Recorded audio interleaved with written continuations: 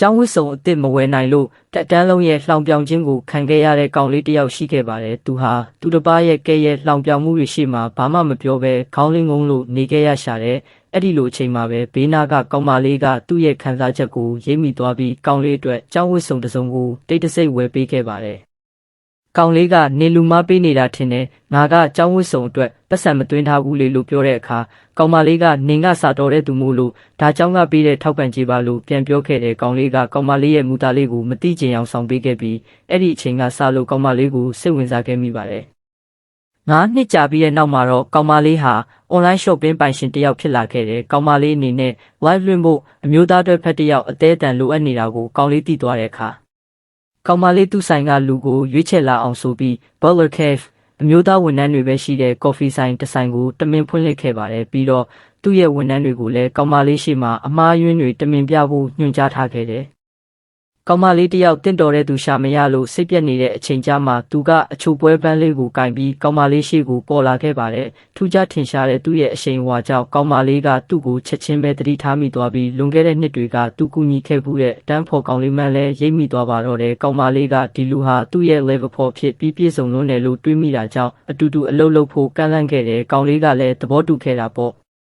ဒါပေမဲ့အလုပ်ရဲ့သဘောတဘာဝကချစ်သူရည်စားတွေဖြစ်ဟန်ဆောင်ရမှာဖြစ်ကြောင်းကောင်မလေးကရှင်းပြတဲ့အခါကောင်လေးကငါကလက်လွတ်တဲ့အချိန်ပဲနင့်ရဲ့ရည်စားဖြစ်ရမှာလားလို့မေးလိုက်ပါတယ်ထင်မှတ်မထားပဲကောင်မလေးကသူ့ကိုအနမ်းတစ်ခုနဲ့တုတ်ပြန်ခဲ့ပြီးလူတွေရှိနေသေးတော့နင်ကငါရဲ့ချစ်သူပဲလို့ပြောလိုက်ပါတယ်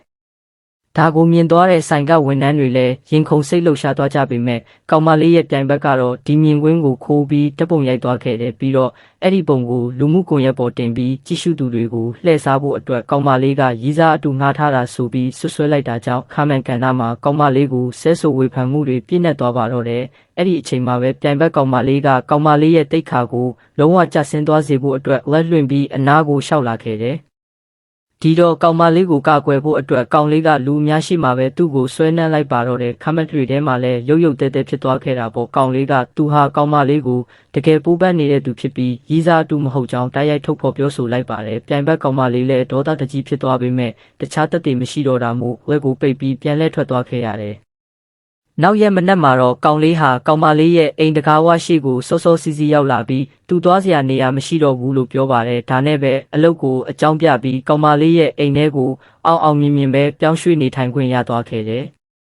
အဲ့ဒီနေ့ကစလို့ကောင်လေးရဲ့နေ့စဉ်အလုပ်ကတော့ကောင်မလေးနဲ့အတူလွှင့်ရင်းချစ်သူတွေအဖြစ်ဟန်ဆောင်ရတာပဲဖြစ်ပါတယ်သူဟာဒီအလုပ်ပေါ်အတိုင်းထက်အလွန်ပျော်ရွှင်နေခဲ့ပြီးသူတို့ရဲ့ဖန်တွေကပါသူတို့ကိုချစ်သူအစ်စ်တွေလို့ယုံကြည်လာကြတဲ့အထိပါပဲသူတို့နှစ်ယောက်ရဲ့တန်ရောစင်တွေတနေ့တခြားပုံမူခိုင်မြဲလာချိန်မှာပဲကောင်မလေးရဲ့ရည်စားဟောင်းကသူတို့နှစ်ယောက်ရဲ့အကြောင်းကိုသိသွားပြီးဒေါသတွေထွက်လာခဲ့ပါတယ်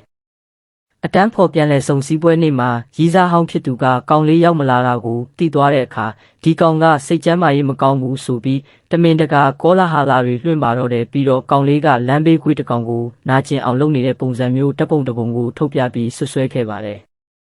တကယ်တော့အပြင်မှာကောင်လေးကတကားဝါကနေအားလုံးကိုကြားနေခဲ့ရတာပါအဲ့ဒီတပ်ပုံကလမ်းဘေးခွေးလေးကိုသူကတင်နေခဲ့တဲ့ပုံဖြစ်ပြီးဒီပုံကိုတုံးပြီးသူ့အပေါ်အပုတ်ချလိုက်မယ်လို့သူဘယ်တော့မှမတွေးခဲ့မိပါဘူးတငယ်ချင်းတွေကိုဘယ်လိုရှင်းပြ